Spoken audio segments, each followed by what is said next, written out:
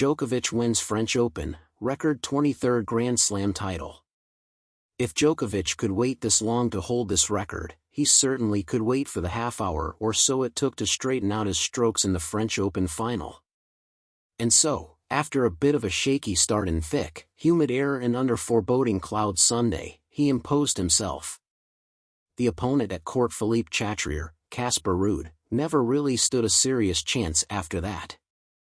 Djokovic earned his men's record 23rd Grand Slam singles championship, breaking a tie with Nadal and moving 3 in front of the retired Federer, with a 7-6, 1, 6-3, 7-5 victory over Ruud that was not in doubt for most of its 3 hours, 13 minutes. Djokovic puts this one alongside the French Open titles he earned in 2016 and 2021, making him the only man with at least 3 from each major. He won his very first at the 2008 Australian Open and now possesses a total of 10 trophies from there, 7 from Wimbledon and 3 from the US Open. I knew that going into the tournament, going into the match, especially today, that there is history on the line, but I try to focus my attention and my thoughts into preparing for this match in the best way possible to win, like any other match, Djokovic said, wearing a red jacket with 23 stitched on the chest.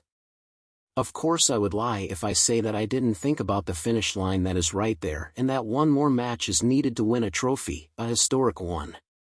Also worth noting, he again is halfway to a calendar year Grand Slam, winning all 4 majors in one season, something no man has achieved since Rod Laver in 1969. Djokovic came close in 2021, when he won the Australian Open, French Open and Wimbledon and made it all the way to the title match at the US Open before losing to Daniil Medvedev. Djokovic will resume that pursuit at Wimbledon, which begins on the grass of the All England Club on July 3rd. He has this software in his head that he can switch on when a Grand Slam comes, said his coach, Goran Ivanišević. The day we arrived here, he was better, he was more motivated, he was more hungry. Every day, he played better and better.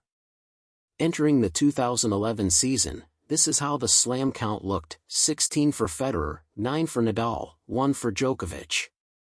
Pretty decent 12 years, I must say, for me, Djokovic said with a smile.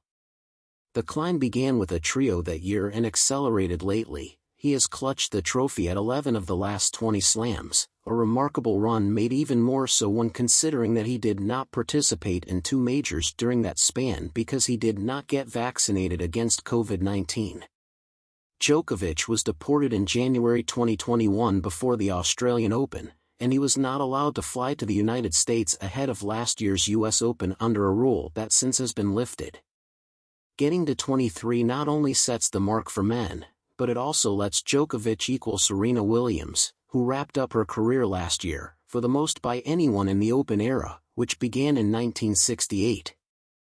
Margaret Court won some of her all-time record of 24 slam trophies in the amateur era. At 20 days past his 36th birthday, the Serb is the oldest singles champion at Roland Garros, considered the most grueling of the majors because of the lengthy, grinding points required by the red clay, which is slower than the grass or hard courts underfoot elsewhere. Nadal's 22nd major arrived in Paris a year ago, 2 days after he turned 36. He has been sidelined since January by a hip injury and had arthroscopic surgery on June 2nd. Many congrats on this amazing achievement, Nadal tweeted shortly after the final concluded. 23 is a number that just a few years back was impossible to think about, and you made it.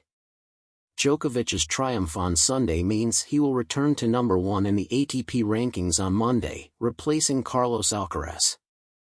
Djokovic already has spent more weeks at the top spot than any player, man or woman, since the inception of computerized tennis rankings a half-century ago.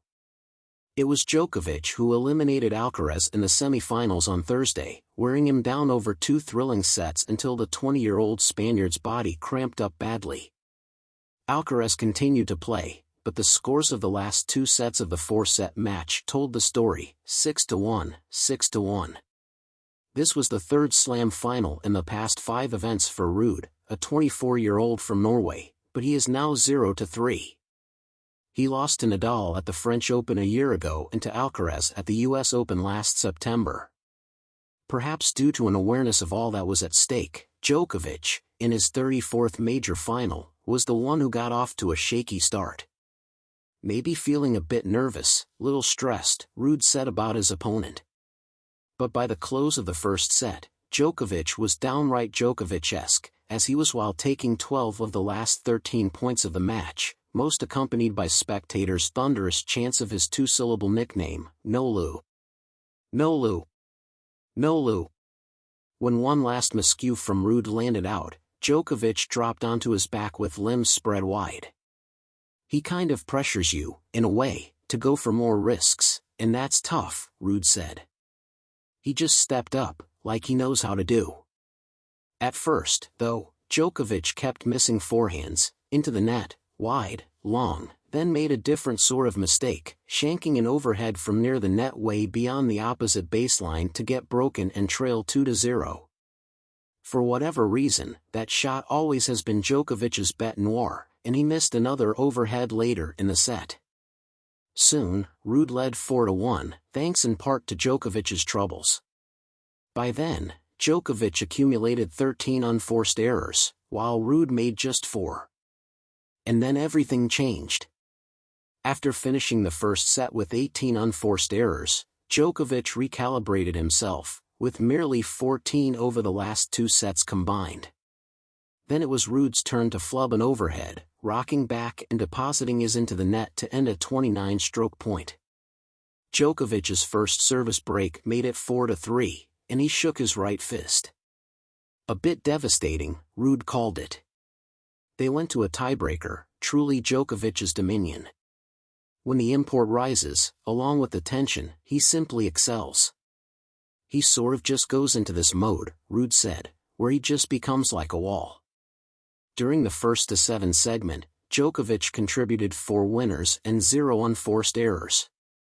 That made his career mark in tiebreakers 308-162, a winning percentage of .655. In 2023, he is 15-4, including 6-0 in Paris. There were 55 points played across that half dozen, and Djokovic's sum total of unforced errors was 0. He just steps up, Ruud said. Either he plays ridiculous defense or he plays beautiful winners. Just doesn't do any mistakes. That set alone lasted 1 hour, 21 minutes, chock full of extended exchanges, the sort of points about which entire stories could be written. There were those that lasted 20, 25, 29 strokes. One was won by Ruud with the help of a back-to-the-net, between-the-leg shot. On another, Djokovic tumbled behind the baseline, smudging his red shirt, blue shorts and skin with the rust-colored clay. Djokovic's scrambling and stretching and bending and twisting on defense shows up on the scoreboard, for sure. But all of the long points also sap an opponent's energy and will. It's just annoying for me, Ruud said, but it's very, very impressive. When Djokovic broke to lead 3-0 in the second set, his powers now on full display, he jabbed his right index finger against his temple over and over and over. He wheeled to face his nearby box in the stands, where the group included Ivan Ishevich, Djokovic's wife and 2 children, his parents, his agent and even 7-time Super Bowl champion Tom Brady. The retired Brady is widely viewed as the NFL's greatest of all time, or GOAT, for short, and there has been a debate in the tennis world for quite some time over which among Djokovic, Nadal or Federer deserves that sobriquet. If the barometer is Grand Slam championships, no one can argue against Djokovic's status at the moment. I leave those kind of discussions of who is the greatest, to someone else. I have, of course, huge faith and confidence and belief in myself and for everything that I am and who I am and what I am capable of doing, Djokovic said at his news conference, the Coupes de Mousquetaires at arm's length. So this trophy obviously is another confirmation of the quality of tennis that I'm still able to produce, I feel.